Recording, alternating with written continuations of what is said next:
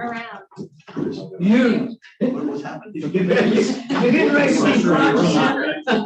going to see your. There we go. Right there. I like the fact we are live on YouTube.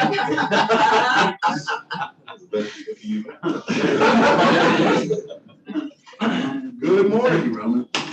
I'd like to welcome you to the April Audit Committee meeting of the LCTCS Board of Supervisors. Thank you for joining us today. Before we begin, I'd like to remind you that the board meeting is being live streamed. And with that, I will turn it over to our illustrious chairman. Thank you, Mr. President.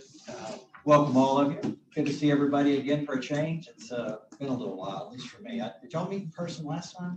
No, This is the first time. we're on virtual hug. Yeah, right. Used to be. Well, it's nice to see everybody. Okay, so this meeting is called to order, and Supervisor Malik, will do some pledge, All please. right, please join me in the flag. Once you stand up. Wait, so did you live here? I pledge allegiance to the flag of the United States of America and to the republic for which it stands, one nation, under God, indivisible, with liberty and justice for all. Play ball.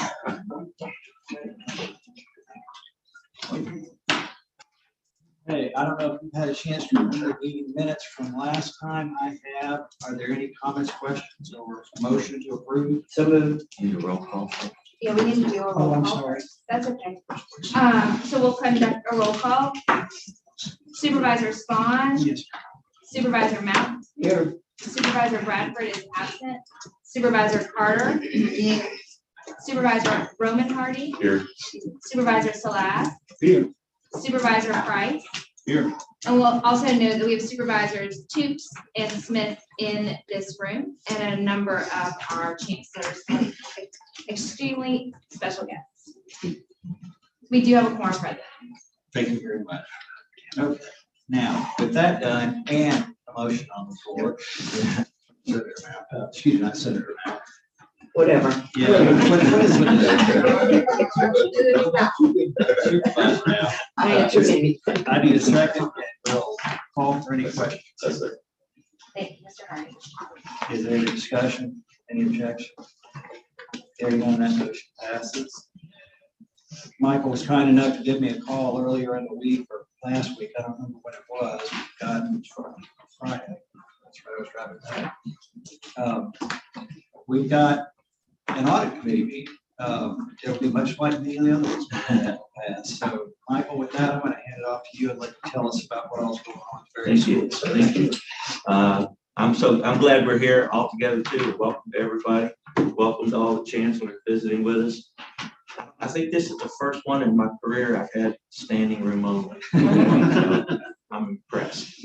The first thing I'd just like to bring up is at the last audit committee meeting, we talked about our review of the vendor master file, and the issue came up about an employee who had been working for his agency inappropriately, and Supervisor Mount asked us to come up with wording that we could put in our contracts with vendors and whatnot to make sure that this area is prevented from happening again.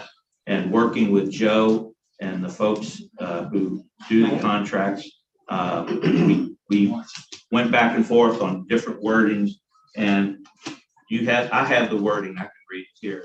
Well, certainly, I'll just add that what we worked up was a way to trigger questions to be asked, as opposed to having a lengthy statement with checkboxes and so forth, assuming that people understand exactly what we're talking about. It's a very generic statement that if they don't know what that means, they're going to stop and ask, hey, what does this sentence mean before proceeding? So I don't have it with me, but if you want to. Yeah, the wording we came up with was parties to this contract attest that they are in compliance with the state of Louisiana Code of Ethics, including but not limited to sections 1113, prohibited contractual arrangements, and section 1121, assistance to certain persons after termination of public service. So those were the two issues that we had problems with in the vendors. One was working as an employee, and another one was working as a former employee, but within the 2-year time frame. So this says they attest to the fact that they are in compliance with this. And if in review, we find out that they're not, then they have to answer to the fact you said you were, and so there's no excuse for not being. Right, and it's, So we're not liable at all, strictly. they are, right. And again, it's written in such a way that it's going to, or should, if you have any sense, cause you to ask exactly, what is this? Exactly. Because if it was too lengthy, you just kind of gloss over it more than likely, like most people do legal documents. We didn't bring this to you as something needing approval or as a resolution, because most management responses to an audit finding are just implemented by management without the need of a board approval. So we expect that same thing, that our contracts going forward from this point would have that clause. Correct. In them. Any questions about that or comments? Okay, the next item is we had several reports that we issued and a few that were issued by the legislative auditor. Talk about the ones that we issued first, and I'm going to have to turn this over to Jeff Fleming, our senior audit manager, to tell you what we've been working on. Morning, everyone. Since we last met, we issued LCTCS internal audit issued 5 reports related to purchase cards and travel cards. Normally, we don't do that many reports related to this subject in one quarter, but we're playing a little bit of catch up, and going forward, you'll see one report each quarter. There were very few issues. The most important thing we took away from it is there were no unallowable purchases. While we did have some findings that was related to documentation uploaded into the card system and a few timeliness of approval issues. But again, no unallowable purchases. Nobody went to Hawaii on a dime. If there's no questions about these purchase card reports, I want to talk about a couple of projects we have currently underway. One is a remote access review. I believe Mike's brought that up before. This was our colleges in response to the work from home, students working remotely, purchased a bunch of laptops so that transition could be smooth and work could be done and classes could be attended. Well, we wanted to make sure that there were controls in place. We had to go from a few computers accessing our system to many. We wanted to make sure the colleges had the proper controls in place to ensure that our risk exposure was low. As we've gone through this, the project has kind of morphed into really an asset project. We want to make sure all these laptops that we purchased can be found. So actually tomorrow I'll be at a campus completing asset review, and that report should be out shortly. And once we have that one done, I think we have a few more to do, and that'll put that project to bed. Another one we've just begun is agency accounts review. This was, we get a lot of questions related to student organizations and fundraisers. Can we raise money for this? Can this student organization spend money on this? And after a while, we said, maybe there's something here because we seem to get the same questions over and over from different colleges. So we started diving into the numbers, and we realized our colleges have over $1 million in these agency accounts that they oversee for these organizations and fees. So we're in the information gathering stage. We're looking at policies and procedures, amounts, and based on that, we'll decide on which colleges we take a deeper dive into and start testing some of these expenses. I'm going to kick it over to Mike. We have a couple more projects that we've just started, but they're in the infancy stages, and he wanted to touch on a few things related to them. Items 3, 2, and 3 on your agenda. Last year, we did a high-level baseline review of financial aid controls at LCTCS, and it was just a baseline. There was no concerns or anything. The new chancellor, actually prior to Randall, had requested it. We finished it after he came on board, just so that we knew where we stood with financial aid. But as we did this, we realized things that we see at one college are probably similar to what we see at other colleges. So we we put this on the audit plan for this year, and you approved it. But so our intention is to take a deeper dive into a few of our colleges and the controls surrounding financial aid. Y'all know we get a lot of findings from the legislative auditor on return to Title IV. And there's other issues that our colleges have to address. So we're actually, but none of us in internal audit are experts at financial aid. So we're working with some third parties and some other internal subject matter experts to develop this project. And as Jeff said, we're in the planning stages of it now. We'll have more to report as it goes along. The same is true with the 3.2 payroll controls. In all my years, we've never done a deep dive into payroll controls. We've had a few issues that we've addressed with payroll matters, but never a general review of payroll controls. So we've had 2 meetings already with internal subject matter experts, some from the system office, some from the colleges have participated in that. And we're putting together the audit program for doing that, a deep dive into that. And probably the way we're going to do both of these, for example, in financial aid, there's several areas, but we can't do a deep dive on all those areas in every college. We just don't have the resources for that.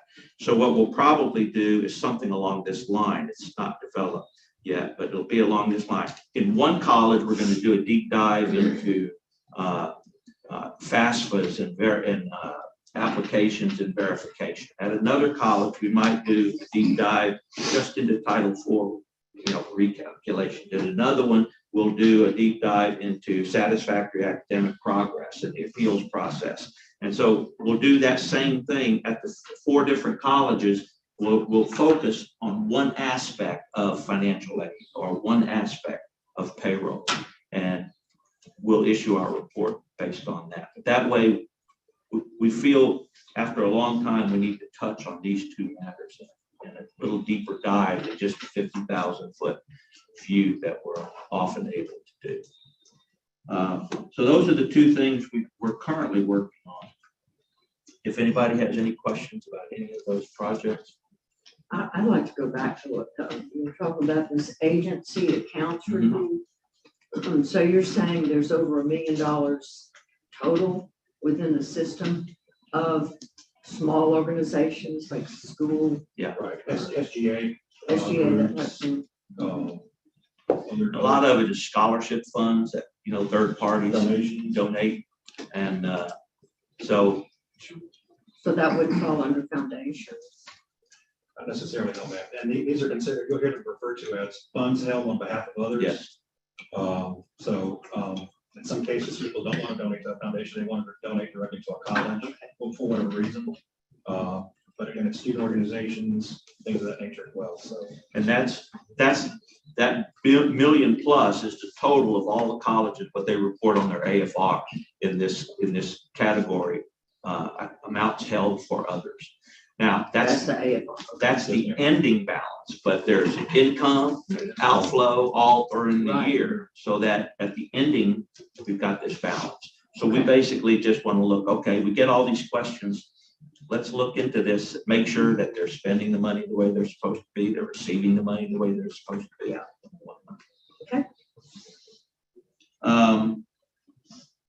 Any other questions about the projects we're currently working on or have worked on? The last thing I'd like to do is just give the board a little update as to what's going on in our department itself. First thing I'd like to do is, most of y'all, if not all of you, know that we've been short a couple of people for a while. And while I would love to be able to hire entry-level staff and mentor as they grow, because that's the way I came up. I started my career back in the 70s, being in an internship, being mentored and whatnot. But with this many colleges, this big of a universe we've got to cover, and only 2 of us at the time, we just don't have the resources to take on mentors and training. So we got approval to look for a senior level auditor, and Charles Went joined us this month. We're introduce him to y'all. If you see him around your campus, know he's not a stranger. He's with us. He is a retiree from the legislative auditor. He spent some time at the UL system and LSU. So we are glad to have him. He's actually, I think, audited some of our colleges over the years. So he kind of knows what we do, and he's already hit the ground running. So welcome, Charles. Two other things that are just going on, doesn't need any action by the board, but we just want to let you know it's what we're doing.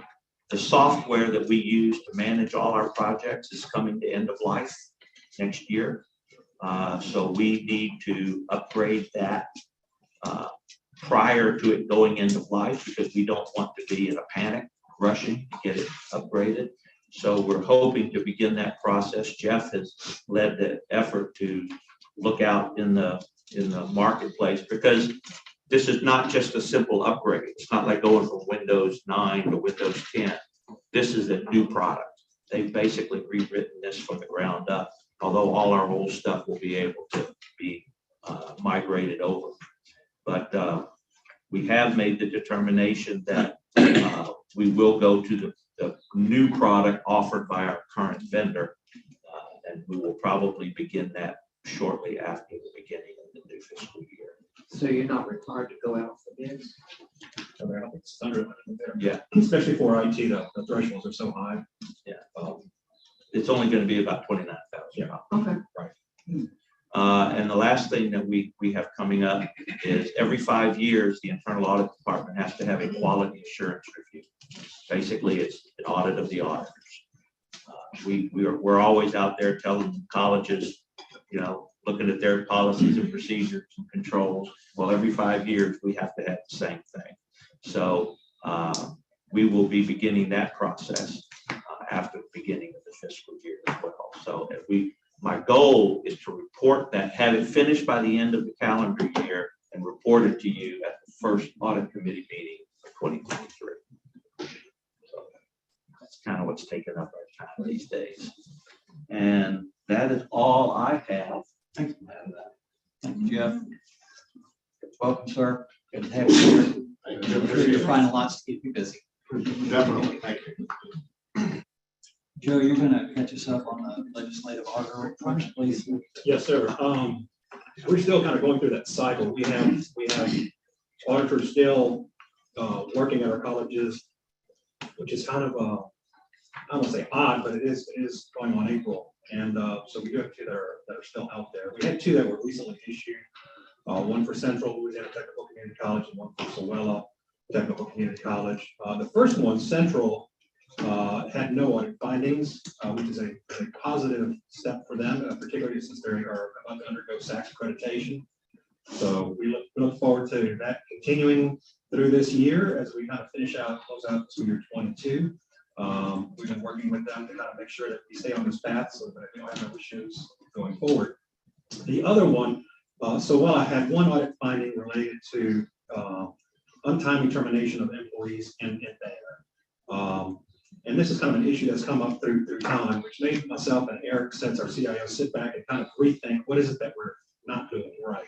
And in essence, and what's happened to date is when an employee is terminated in the system, one is educating the HR folks to make sure that they recognize that they don't have to date into the future a termination because they think the employee is not going to get paid. Whatever the termination date is, that's the termination date. The employee is going to get paid regardless if it's 2 weeks out or whatnot. One is an education process, which we've undergone. But what's happened in the current situation is that whenever a process is initiated, it's done through a process where information is sent to the IT office to terminate them and so forth. And then there's a catch-all process, an automated process that Eric runs to terminate everybody. What we're going to do is we're going to flip it. So instead of running these termination processes once a week, we're going to run them pretty much nightly. So that whenever an HR person enters in a termination order, there's no manual process going through. We're going to go through and just that's the date, the process is going to run, and we're going to remove access and banner.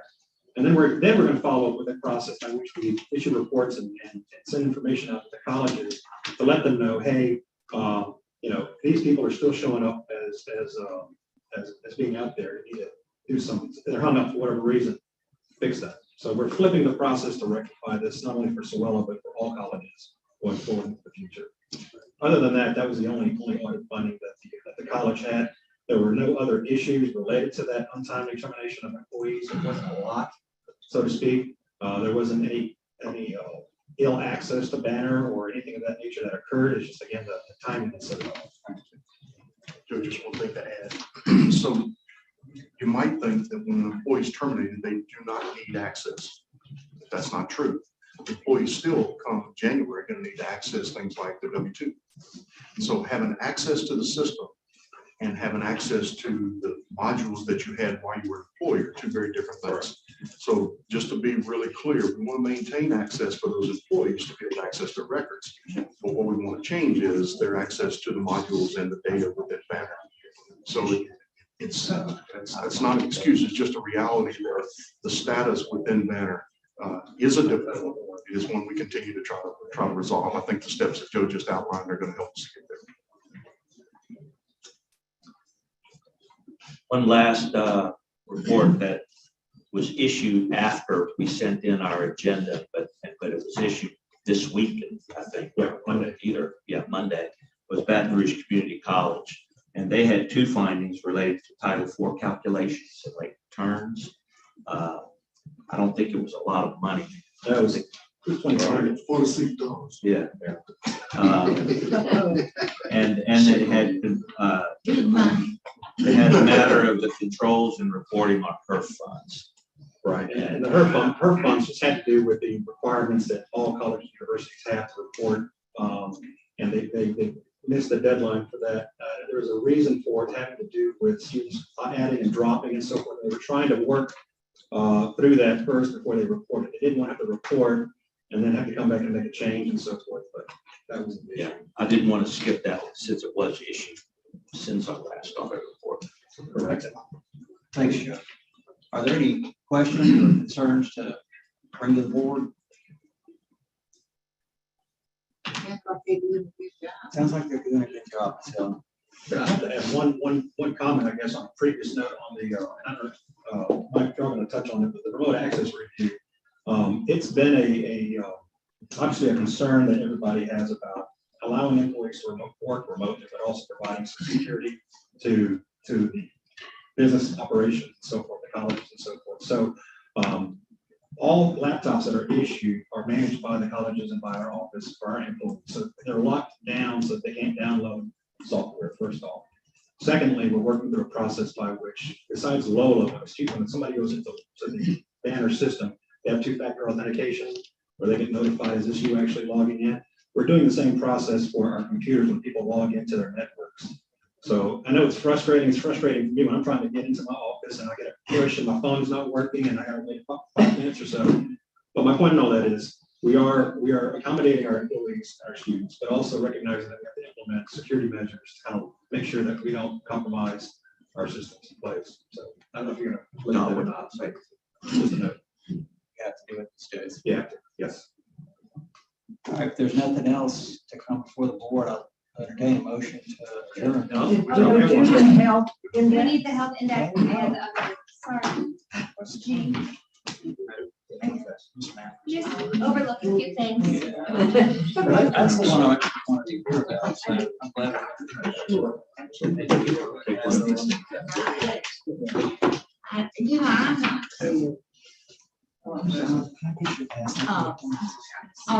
Are all the students back now? Are you still doing online stuff? It's still a combination, but Dr. Sullivan, if you want to discuss that, if you got extra. He doesn't know he does it, so I understand, so I'm not going. So to your question, I would say well over 2/3 of our students are back in the classrooms. I think the large majority of our students preferred being in the classroom to start with and wanted to get back into the classroom. We have found some groups of students out there who wouldn't take online courses previously, and as a result of the pandemic, have decided they kind of like it. So I think it's probably a mixed bag. But in terms of But they're being, still online. there are students who are still taking classes online, but not as a result of the pandemic, out of choice. So I think that's probably a good thing for many of the students. So let me, if I can, Joe, maybe just a couple of quick comments on the institutional health index. Going back, I think 6 years ago, Mr. Chairman, you and then a member of the board, Steve Heckley, I believe it was, sat with us and began a discussion around how do we ensure that we don't find ourselves in a place where the board is surprised about an institution and their financial condition. At the time, we were dealing with some issues at both Bossier Parish Community College as well as at Delgado. And so what we developed was an institutional health index that said, I'm sorry, a fiscal health index that said to you, these are the 4 major metrics that we're looking at. And in particular, the one that I think the board sort of grabbed a hold of and ran with is this question of how much of a reserve balance do you have available in order to be able to sustain yourself through difficult financial times. So initially, the board said 10% was a threshold. You've increased that now to more like 50%. Because we know the stability of the state is just not there in terms of the ups and downs of revenue. So as we moved into the fiscal health index, we went through 4 years of those cycles, I think 3 reports per year. The chancellors came forward and said, there ought to be a production related metric added to this. So that we're not looking only at fiscal health, we're looking at the institutional health as well. So the chancellors came forward with those recommendations in terms of metrics. Staff put together a set of charts to really sort of help the chancellors, but also to help you as board members. I want to walk you through what you have in front of you here. Now, don't get caught up so much on the detail. I just want you to see the relative position in a couple of these metrics, just to make sure you see what we're trying to get at. If you take a look at the enrollment and the hold on to the bottom left block here, that revenue and expenditure, just hold on to that one. But you see the SEH enrollment. We all know what has happened at our colleges in terms of enrollment across that period of time. But take a look at the top box, the revenue and the expenses. And as you look at that, you're talking about a 4-year average where we looked at the revenue per credit hour. And you would think because tuition is roughly the same, that number would be exactly the same for every college. Not the case. Because remember, we're talking about net revenue. So you have a sense there, you're looking at Bossier Parish Community College, the average revenue per credit hour, $259 per credit. See the number at the top right of the box in the center? That 259 then, if you want to compare that to the expenses per credit hour, what you see is a number of $237 per credit hour, which shows you that there's revenue above expense being produced on the average. Now, there are programs at Bossier Parish Community College that are more expensive than the revenue generator, but we know that we have to cross-subsidize. So looking at it in the averages kind of helps us to figure out whether the college is financially able to sustain itself. I want to pick on one college in particular, and Chancellor Sawtell. If you take a look at Central, the third page in, you'll note that their average average revenue per credit hour, $271. Their average expense per credit hour, $275. Remember, this is a college that was technical in nature, added the gen ed mission. So add that gen ed mission is what allows revenue above expense. If you had taken this snapshot 4 years ago, Central would have probably been $75, $80 per credit hour. We've been getting on the expense side as compared to revenue. What we have now is a much better sense of the impact of production now on the fiscal side of this college in particular. So there are no system level numbers in this one. It's all institution based. What you can anticipate is 3 times a year we'll come back to this group with these materials, just so you have a sense of where the college stands. A couple of colleges out there that have had some struggles enrollment wise. If you take a look at Fletcher as an example, you'll see the downturn there in SEH enrollment, pretty dramatic. You can see the revenue picture. A bit of an arc there. The relationship between revenue and enrollment has been a bit of a challenge for us because of the federal funds. When the federal government sends her funds down to you, you have this big chunk of dollars sitting in reserves. It makes it difficult to be able to see whether you're being productive or not. So we washed out as much of that federal dollar as we could to make sure that it is production oriented revenue and expense. So I hope that kind of helps give you a little bit of a snapshot of what we're doing here. Dr. Sullivan, on that Yes, sir. point, we have on the bottom left-hand corner, just for where it says revenue and expense per student credit hour per SEH, you'll see a line there that references your revenues without the HERF dollars, right? Just to kind of give chancellors a visual of what does that mean if you didn't have HERF dollars. And this will be something that we'll monitor, because this is going to be going into next fiscal year as well. We will still have those HERF dollars available to us. I want to specifically also call out river parishes. The board, I know that there was some concerns about, stress from the board about enrollment. You take a look at the river parishes sheet there, you can see the precipitous decline, about a 33% decrease in enrollment overall. You see the impact on revenue. There's a little more direct line at river parishes between enrollment decline and revenue decline, probably more so than any of the others. But take a look at expenses. Expenses continue while revenue declines. So that's where we know, that's not a good picture. We got to figure our way through that. So the discussion that we're having now, we try to make our way through it. The good news on this one is if you look at river parishes, their program mix of $264 per credit hour in revenue is above their expense side. The problem is just their overall enrollment is down by 30. So it's a real concerning picture right now, focused on that fall semester to make sure we get enrollment up and recover from a revenue point of view. This is a lot of information in one sheet. So what I would ask is, this has had significant review by the chancellors, both in terms of the metrics themselves as well as the form. We are in the process now trying to figure out, okay, how do we use this? How do we make use of it to ensure that there's a regular recurring review from the board point of view, from the chancellor point of view? Even how do we plow this into an evaluation so that we know this is the fiscal condition and production of the college? So working with the chancellors now to make sure that we get that piece of it squared away, but I think this is certainly an advancement over what we had in fiscal health index. Yeah, just a note also that this is obviously one of the tools in the toolbox. We still use and still have other reports that we provide. Obviously, our finance staff, there's a monthly budget expense report that they get for all revenues, all programs, that highlights any variances as compared to the previous point in time, previous year. And we also have a cash balance report we run monthly, because obviously cash is king. If you start seeing something odd going on with cash, you know there's a problem. So again, it's just many tools in the toolbox, this being the latest one to provide chancellors and yourself a high level view of operations of the college.